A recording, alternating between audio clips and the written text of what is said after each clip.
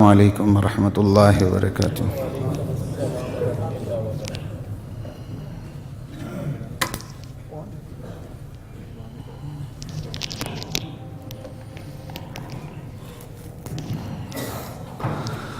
بسم اللہ والحمد للہ والصلاة والسلام علی رسول اللہ، اما بعد فاعوذ باللہ من الشیطان الرجیم، بسم اللہ الرحمن الرحیم۔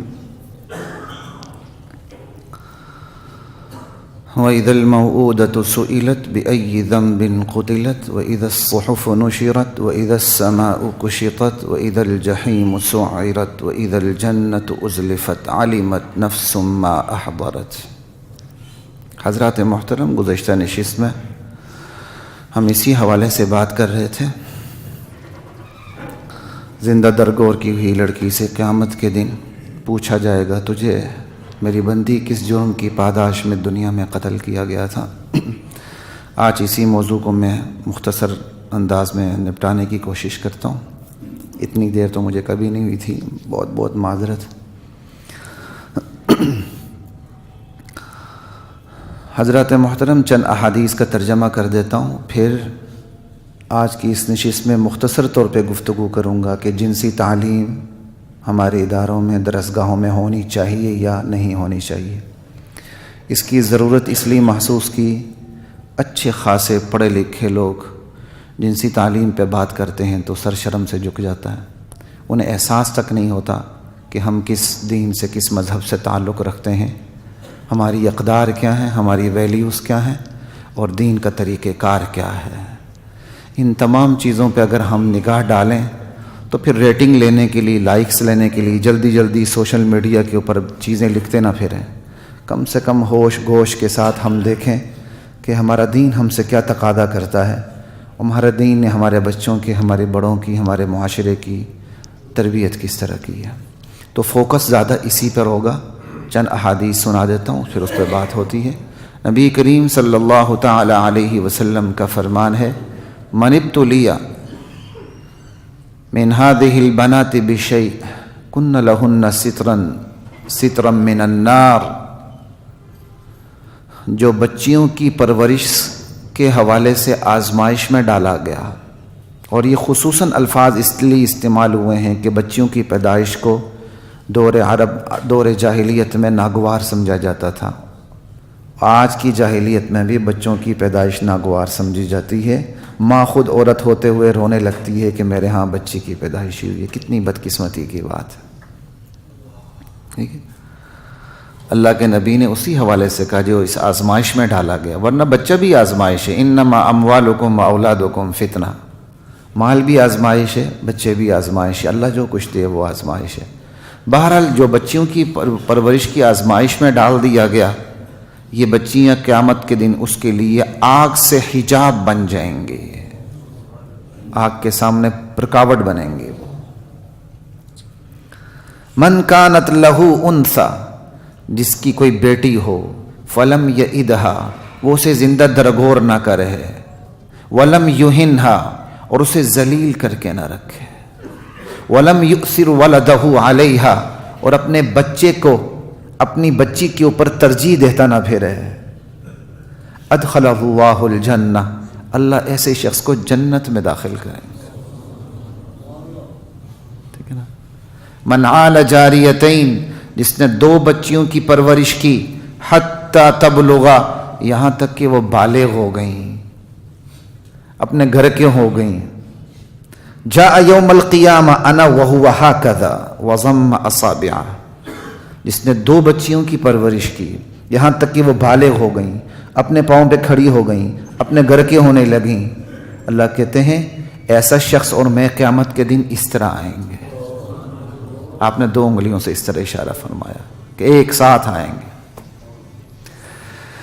من عال 3 بنات، جس نے 3 بچیوں کی پرورش کی، او مثلہن من الاخوات، یا 3 بہنوں کی پرورش کی۔ آج کی بیوی بہنوں کی پرورش کرنے نہیں دیتی ہے، آج کی بیوی اپنے میاں کو اپنی پرسنل پراپرٹی سمجھ لیتی ہے، سمجھ آئی بات کی، کہ جس نے 3 بیٹیوں کی پرورش کی یا 3 بہنوں کی پرورش کی، فأدبہن، انہیں آداب زندگی سکھا دی. ان چیزوں پہ غور کرنا, کیونکہ آج لیٹ ہوں تو میں اس کی تشریح کی پوزیشن میں نہیں ہوں.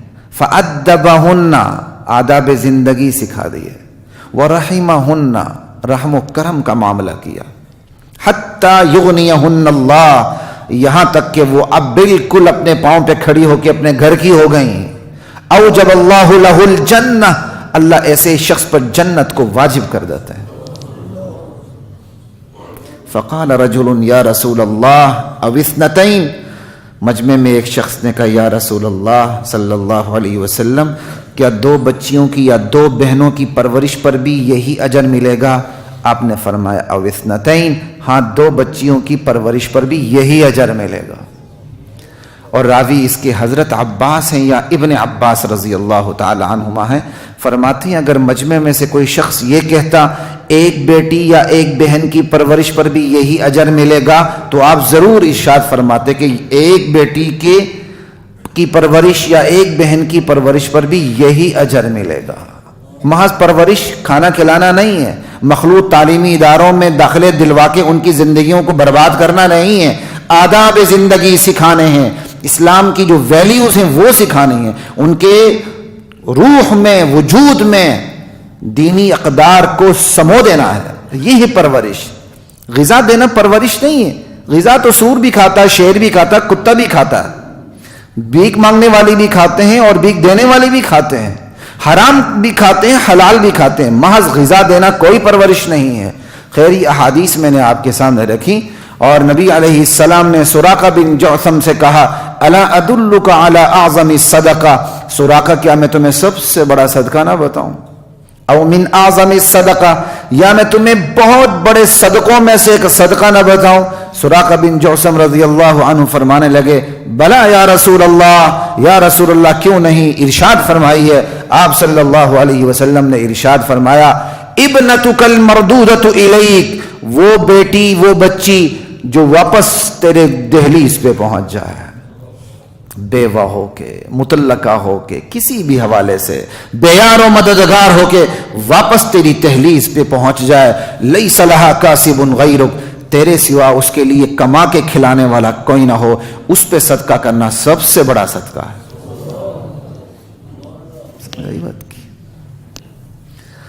تو یہ میں نے تمہید کے طور پر احادیث آپ کو سنائی.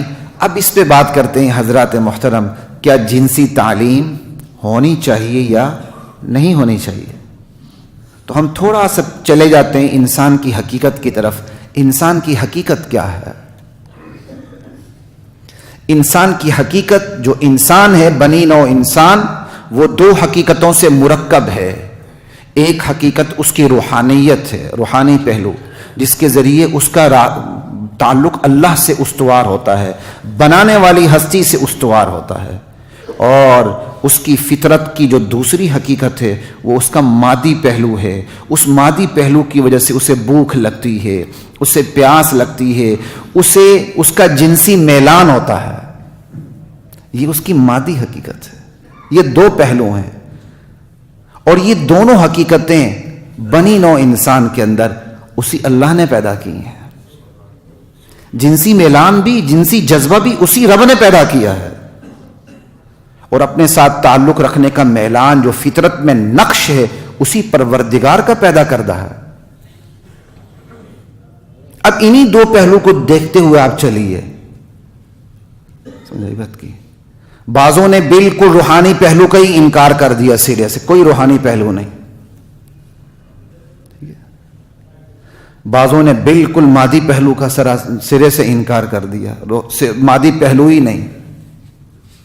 بعضوں نے کہا بھوک پیاس یہ کوئی چیز نہیں, جتنے بھوکے رہو گے, جتنے پیاسے رہو گے, اور جتنی مجرد زندگی گزارو گے, نکاح نہیں کرو گے, اتنی روحانیت کے منازل طے کرو گے. یہ ایک الگ بے ڈنگی چال ہے. اور بعضوں نے کہا نہیں, یہ بھوک پیاس جنسی میلان اس کی کوئی حد بندی نہیں. بھوک پیاس جیسی ڈیمانڈ ہو ویسی سپلائی کر دو. چاہے پیاس آپ شراب سے بجھائیں, پانی سے بجھائیں, حلال مال سے بجھائیں, حرام مال سے بجھائیں, بھوک مٹانی ہے بس. جنسی میلان ہے جیسے مرضی اس کو پورا کرو، بس دو راضی ہونے چاہیے، چاہے دو مرد آپس میں راضی ہو جائیں، چاہے دو لڑکیاں آپس میں راضی ہو جائیں، یا مرد و زن آپس میں راضی ہو جائیں۔ یہ آپ کو پورا خلاصہ بتا رہا ہوں اس سماج کا۔ یہ دو بڑے نظریے ہیں، ایک تو یہ کہ بالکل بھوک پیاس اور جنسی میلان یکسر نظر انداز کر دیا جائے، اور دوسرا رویہ یہ ہے انسان کا کہ اسی کو سب کچھ سمجھ لیا جائے، بلکہ اس کی پوجا کی جائے۔ یہ دونوں رویے اصل راستے سے ہٹے ہوئے ہیں۔ جس ہستی نے اس کے اندر روحانی پہلو رکھا ہے، اسی ہستی نے اس کے اندر جنسی جذبہ بھی رکھا ہے۔ اس ہستی نے نہ روحانی پہلو کا انکار کیا ہے، نہ جنسی پہلو کا انکار کیا ہے۔ اس لیے اسلام جنسی پہلو کا انکار نہیں کرتا، جنسی جذبے کی قدر کرتے ہوئے اس کو اپنی حد میں رکھتا ہے۔ جس ہستی نے جنسی جذبہ پیدا کیا ہے، اسی ہستی کو پتا ہے کہ اس جنسی جذبے کو قابو میں کیسے رکھنا ہے۔ انسان اس جنسی جذبے کو قابو میں نہیں رکھ سکتا۔ انسان نے اس جنسی جذبے کو قابو میں رکھنے کے لیے جتنی بھی چالیں اس وقت چلی ہیں، اس سے جنسی جذبے کا جذبہ ہیجان میں مبتلا ہوا ہے، اسے آگ لگی ہے، وہ کنٹرول میں نہیں ہے۔ آج کی پوری دنیا بتا رہی ہے۔ اب یہ جو مادی پہلو اور روحانی پہلو ہے، اسی سے پھر آگے بحثیں نکلتی ہیں۔ کیا سیکچول اویئرنس ہونی چاہیے یا نہیں؟ جنسی تعلیم تربیت ہونی چاہیے یا نہیں؟ جن لوگوں نے صرف روحانی پہلو کو سامنے رکھا، مادی پہلو کو بالکل نظر انداز کر دیا، انہوں نے کہا نہیں اسے بالکل ہی چھوڑ دو، اس کی کوئی حیثیت نہیں ہے، بالکل اسے دبا کے رکھ دو، جنسی جذبہ حلال طریقے سے بھی نہیں کرنا، اس کی تقاضوں کو حلال طریقے سے بھی پورا نہیں کرنا۔ اور جن لوگوں نے روحانی پہلو کو نظر انداز کیا اور صرف مادی پہلو کو فوکس کیا، انہوں نے کہا یہی تو اصل انسان ہے، اسے بھوک بھی لگتی ہے، اسے پیاس بھی لگتی ہے، تو جب بھوک لگے کھا لے، جب پیاس لگے پی لے۔ بالکل اسی طرح دو انسانوں کو جب آپس میں جنسی میلان پیدا ہو، جیسے مرضی پورا کریں۔ اقوام متحدہ کا چارٹر یہی، یہ بات یاد رکھیں، یہ میں آپ اپنی طرف سے بات نہیں کر رہا۔ اقوام متحدہ نے جنسی حقوق کے حوالے سے جو باتیں کی وہ یہی ہیں، لا الہ الا اللہ،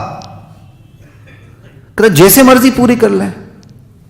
لیکن چونکہ اسلام نہ مادی پہلو کا انکار کرتا ہے نہ روحانی پہلو کا انکار کرتا ہے، لہذا جنسی تعلیم کو اسلام یکسر نظر انداز بھی نہیں کر سکتا، اور اس کو بالکل آزاد شکل میں بھی نہیں لا سکتا، جس طرح جنسی جذبہ اس وقت آزاد شکل میں موجود ہے بغیر کسی حد بندی کے۔ اسلام یہ کر ہی نہیں سکتا۔ اسلام جنسی جذبے کا اقرار بھی نہیں، اعلان کرتا ہے، لیکن اس کو اپنی حد بندی میں رکھتا ہے کہ حد سے باہر نہ جائے۔ اس جنسی جذبے کو پورا کرنے کا طریقہ کار یہ ہے، کچھ رشتے محرم ہیں، کچھ رشتے نامحرم ہیں، مردوں میں شادیاں نہیں ہو سکتی، نامحرم رشتوں سے شادیاں ہو سکتی ہیں۔ اس کا طریقہ کار یہ ہے، مادی پہلو کو بھی روحانی پہلو کی رہنمائی میں جب آپ لے کے چلیں گے، وہ مادی پہلو بھی روحانی پہلو میں بدل جاتا ہے، وہ بھی باعث ثواب بن جاتا ہے۔ آپ اپنی جنسی خواہش پوری کرتے ہیں، آپ کو عبادت کا ثواب مل رہا ہوتا ہے کہ آپ اللہ کا حکم پورا کر رہے ہیں۔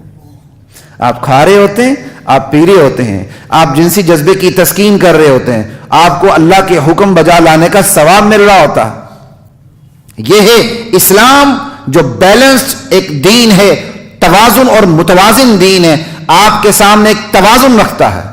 وہ جنسی تعلیم کے نام پر آوارگی کے حق میں نہیں ہے، وہ جنسی تعلیم کے نام پر بالکل تمام حدیں توڑ دی جائیں اور جس طرح مرضی جنسی تعلیم دی جائے، اس کے حق میں نہیں ہے۔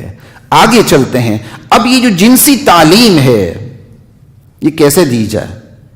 اسلام انکار تو نہیں کرتا جنسی تعلیم کا، اسلام تو اعلان کرتا ہے جنسی تعلیم دو۔ سوال یہ، جنسی تعلیم آپ کس کے ذریعے دیں گے؟ یا صرف کتاب کے ذریعے دیں گے؟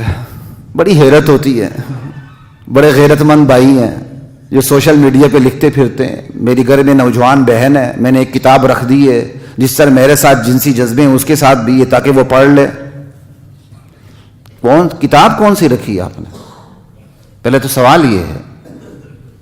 کتابیں تو ہر طرف بکھری ہوئی ہیں. آپ صرف کتاب سے جنسی تعلیم دے رہے ہیں، ایک.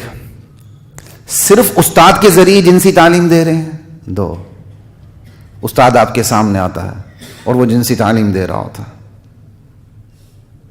یا کتاب اور استاد دونوں کے ذریعے دے رہے ہیں، ایک ٹیکسٹ بک ہے اور استاد اسے پڑھا رہا ہے.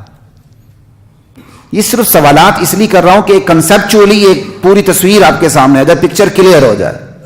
صرف کتاب کے ذریعے، صرف استاد کے ذریعے، کتاب اور استاد دونوں کے ذریعے. پھر اگلا سوال یہ، کون سی کتاب؟ آسمانی کتاب یا زمینی کتابیں؟ زمینی کتابوں میں تو بہت کچھ ہے. 5ویں 6ٹی کی زمینی کتابوں کے اندر مرد اور عورت کی شرمگاہ کو ننگا کر کے دکھا کے عمل تولید پورا دکھایا گیا. یہ دیکھو، یہ ہے انٹرکورس تک دکھایا گیا. اب کیا کہیں گے؟ یہ ہے جنسی تعلیم آج کی دنیا کی. چونکہ شریعت میں شرم نہیں، اس لیے آپ کو کھل کے بتا رہا ہوں میں. یہ جنسی تعلیم ہے آج کی. سمجھ آئی بات کی؟ آپ کس کتاب کے ذریعے تعلیم دے رہے ہیں؟ لا الہ الا اللہ. پھر آپ کس استاد کے ذریعے تعلیم دے رہے ہیں؟ وہ استاد آپ کا اللہ ہے جس کی کتاب قرآن کریم ہے. وہ استاد آپ کے محمد الرسول اللہ ہیں جس کے فرامین احادیث نبویہ ہیں. وہ استاد آپ کے صحابہ ہیں جن کے اقوال موجود ہیں. وہ استاد آپ کے تابعین ہیں، تبع تابعین ہیں، جن کی اچھائی کی گارنٹی محمد الرسول اللہ صلی اللہ علیہ وسلم دے چکے ہیں. یا وہ استاد مرد ہے یا وہ استاد عورت ہے. عورت مردوں کو بھی تعلیم دے رہی ہے، مرد عورتوں کو بھی تعلیم دیتا پھر رہا ہے. یا وہ استاد باپ ہے یا وہ استاد ماں ہے یا وہ استاد والدین کے علاوہ کوئی اور ہیں. یا وہ استاد پہلے 3 دور ہیں، خیر القرون قرنی ثم الذین یلونہم ثم الذین یلونہم. بہترین زمانہ میرا زمانہ، میرے بعد صحابہ کا زمانہ، صحابہ کے بعد تابعین کا زمانہ. یا وہ استاد آج کے پرفتن دور کے استاد ہیں. آج کی مخلوط ماحول کے اندر استاد غیر جنسی تعلیم بھی دے رہا ہوتا ہے تو بچے اور بچیاں فتنوں سے محفوظ تو نہیں ہیں.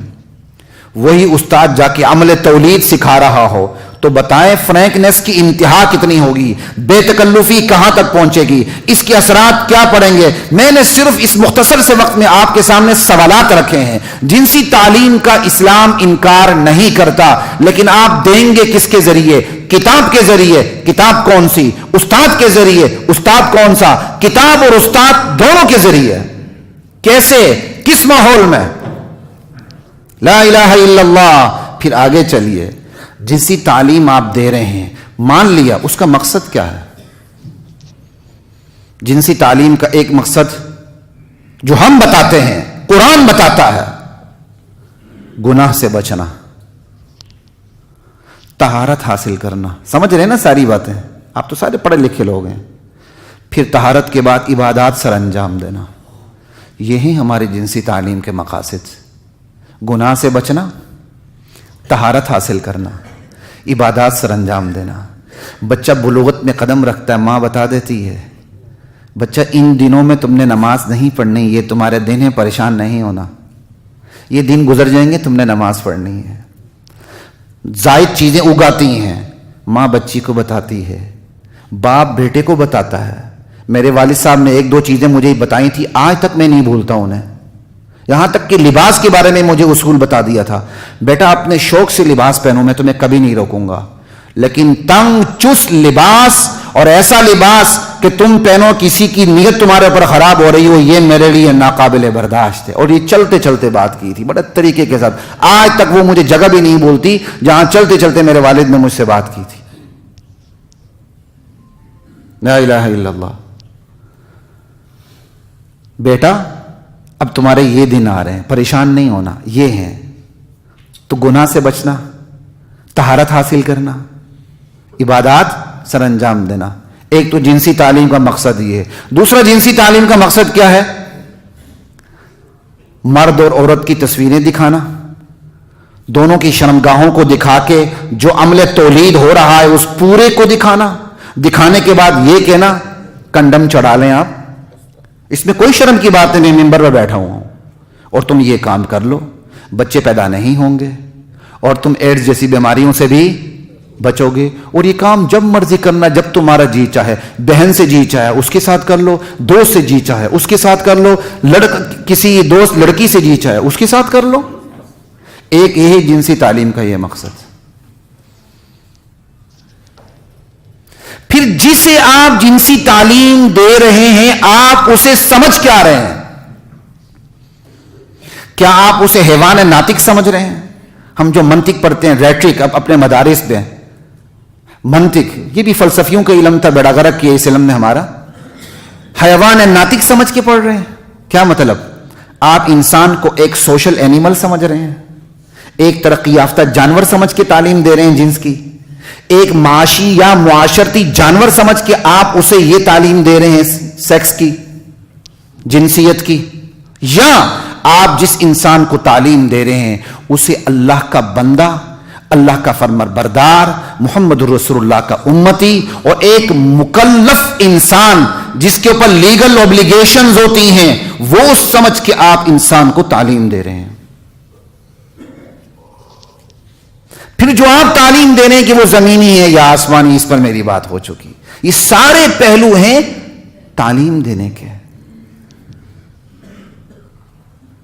اب جس پہلو سے تعلیم دی جا رہی ہوگی وہ اسلامی ہے، سو بسم اللہ، وہ شیطانی ہے، انشاءاللہ جب تک ہمارے دم میں دم ہے ہم اس کی مزاحمت کرتے رہیں گے انشاءاللہ۔ سمجھ آئی بات کی؟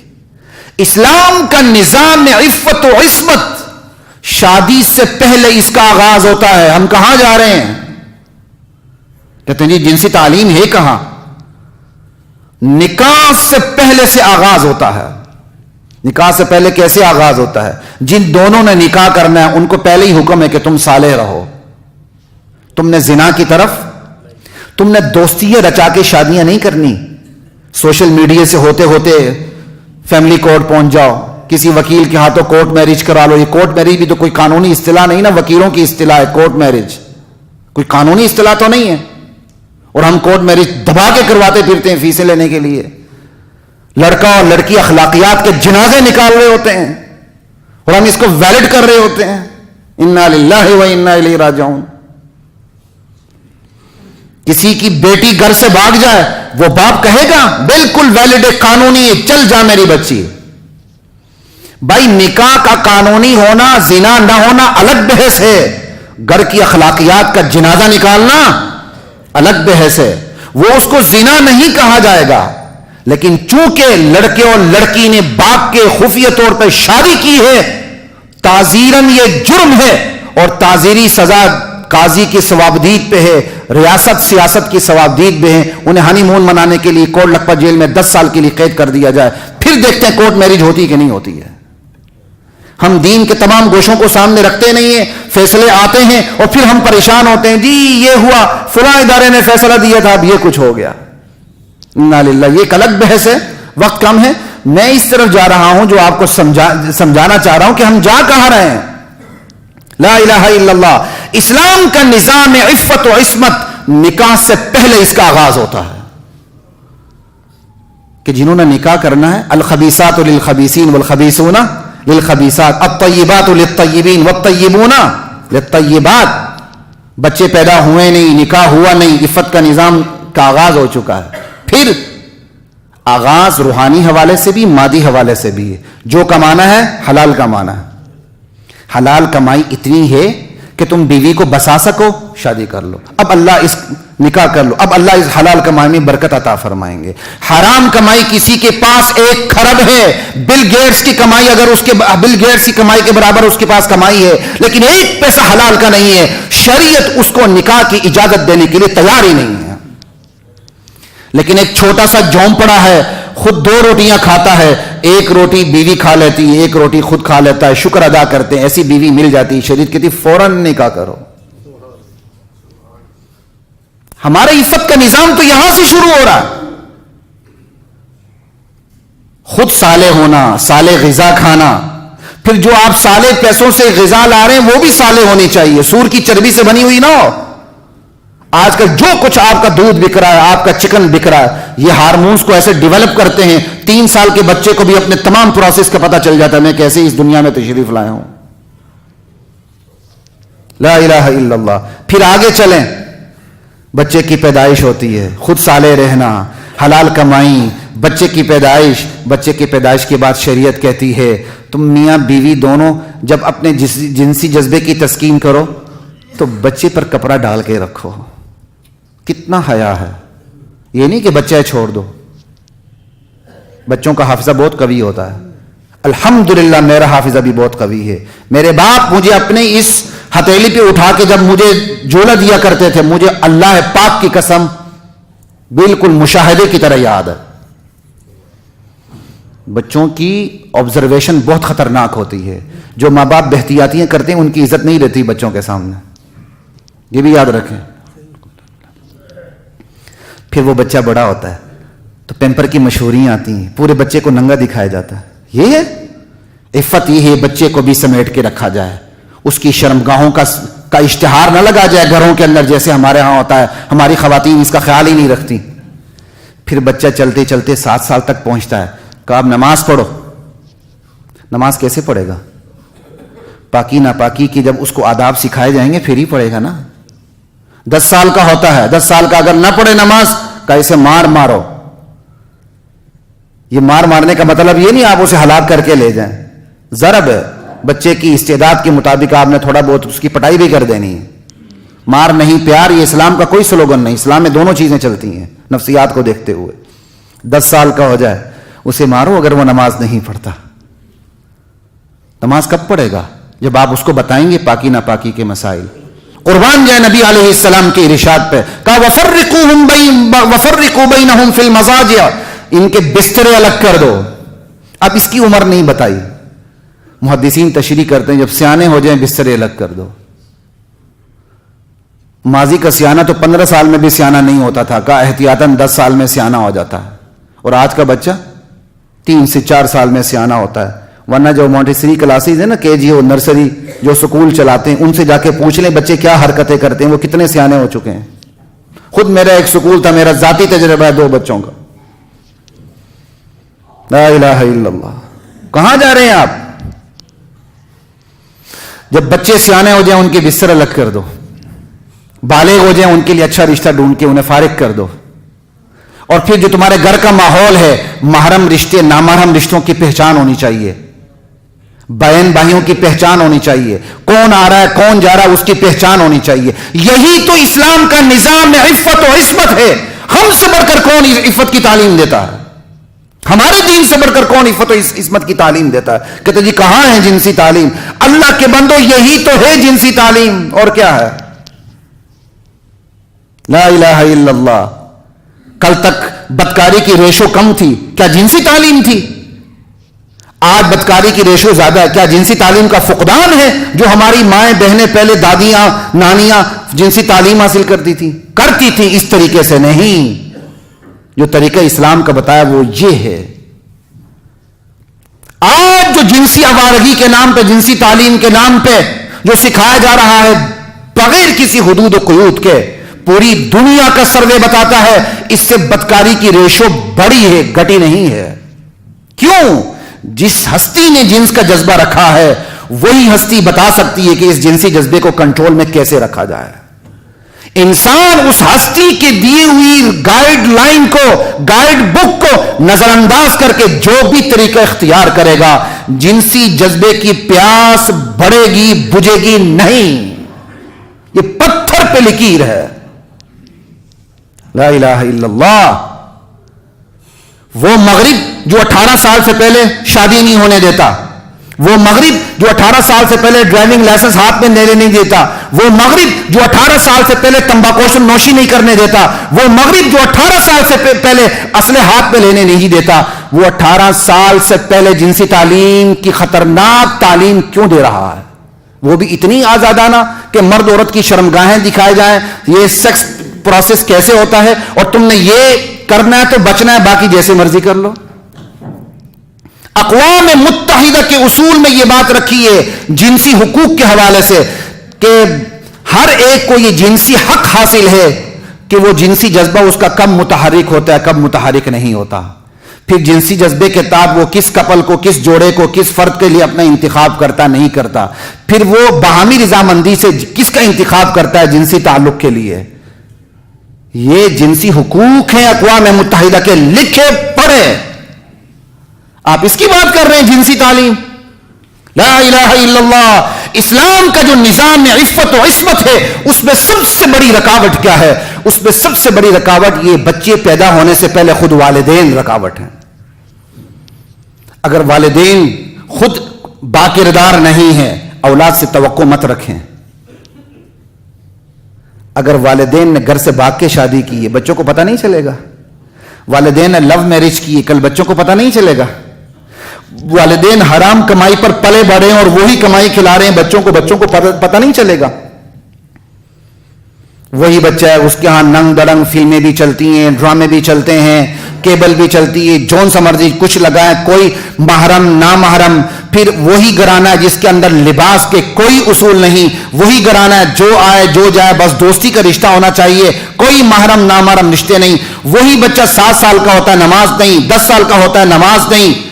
وہی بچہ جس کو نہ ماں سکھاتی ہے نہ باپ سکھاتا ہے, کوئی آداب زندگی اس کو سکھاتے نہیں. وہی بچہ سکول میں چاہتا ہے مخلوط تعلیم کا سامنا ہوتا ہے. وہی بچہ بجٹ ٹین ایجر ہوتے ہیں یونیورسٹی کے ماحول میں جاتے ہیں وہاں مخلوط تعلیم حاصل کرتے ہیں. وال باؤنڈری ہوتی ہے وہ جو مرضی کریں گے. تو میری گناہگار آنکھوں کا خود مشاہدہ ہے. میں برس تک یونیورسٹی میں اعلیٰ لیول پہ پڑھاتا رہا ہوں, اللہ کا شکر ہے اپنی آنکھوں سے ہم یہ چیز دیکھتے ہیں وہاں.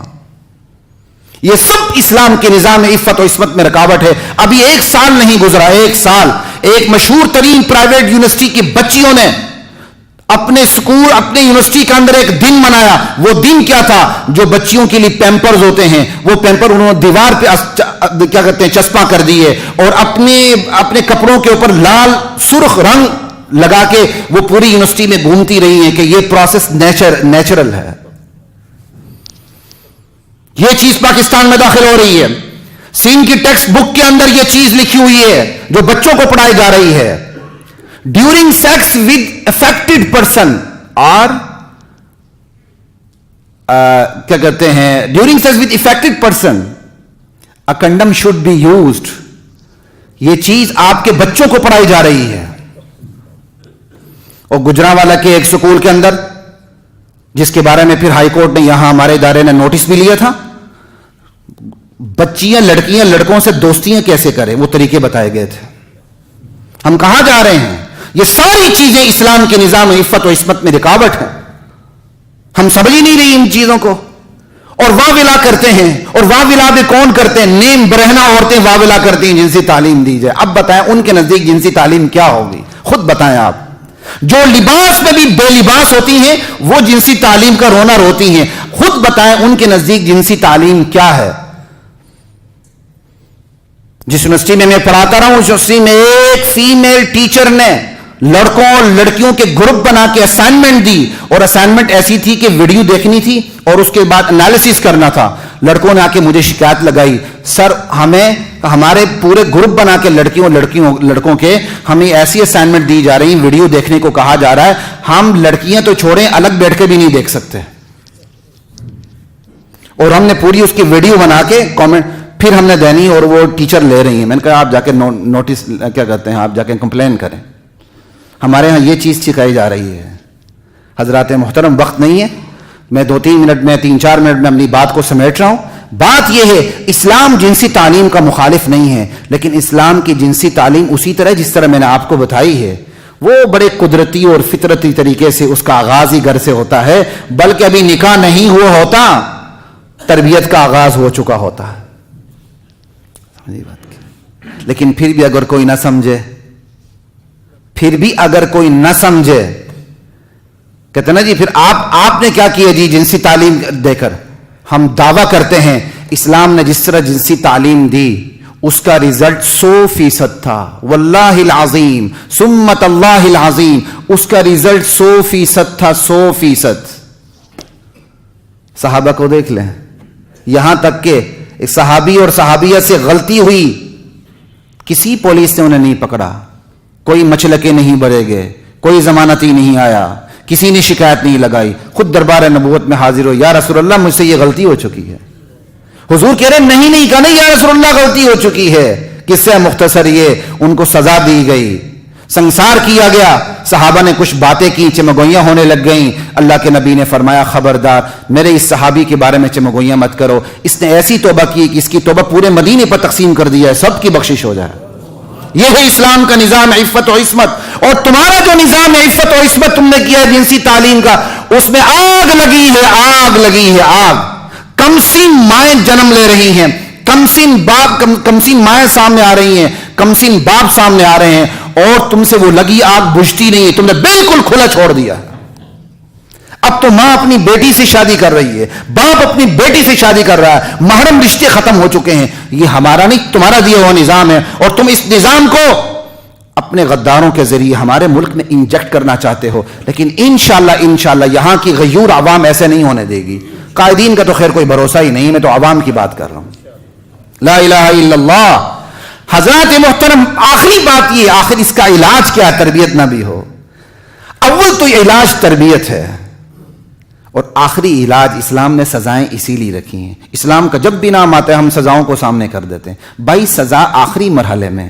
اسلام عقائد کا, نظریات کا, اعمال کا, معاشیات کا, معاشرت کا, پورے مجموعے کا نام, عبادات کا مجموعے کا نام اسلام ہے. لیکن اگر کوئی اس پہ عمل نہیں کرتا, قانون کی خلاف ورزی کرتا ہے, پھر اس کے لیے سزائیں بھی رکھی گئی ہیں. بدقسمتی یہ ہے, نہ ہمارے نظام میں خدائی تربیت موجود ہے, نہ ہمارے نصاب میں خدائی تربیت موجود ہے. پھر اس کے بعد جب سزاؤں کا مرحلہ آتا ہے, وہاں ہماری سزائیں بھی گونگی, بہری, اندھی, لولی, لنگڑی ہیں. تو بتائیں کہ یہ پھر نظام سنبھلے تو کیسے سنبھلے؟ آوے کا آوا بگڑا ہوا ہے, اور ہم سمجھتے ہیں جنسی تعلیم دے کے سب کچھ ہو جائے گا. ارے بھائی کبھی تم نے تقویٰ کی بات کی ہے, طہارت کی بات کی ہے, نظام عدل کے اندر فوری انصاف کی بات کی ہے, اسلام کی سزاؤں کی بات کی ہے. ایک مجرم جو اتنا بڑا جرم کرتا ہے اسے علن اعلان پورے لاہور کے سامنے چوراہے پہ اسے پھانسی دی جائے چیرنگ کراس پہ آ کے, پھر دیکھیں اگلے 10 سال تک کوئی جرم بھی ہوتا ہے کہ نہیں ہوتا. لیکن پہلے آپ اسلام کی سزاؤں کو تو لاؤ. وآخر دعوانا الحمدللہ رب العالمین.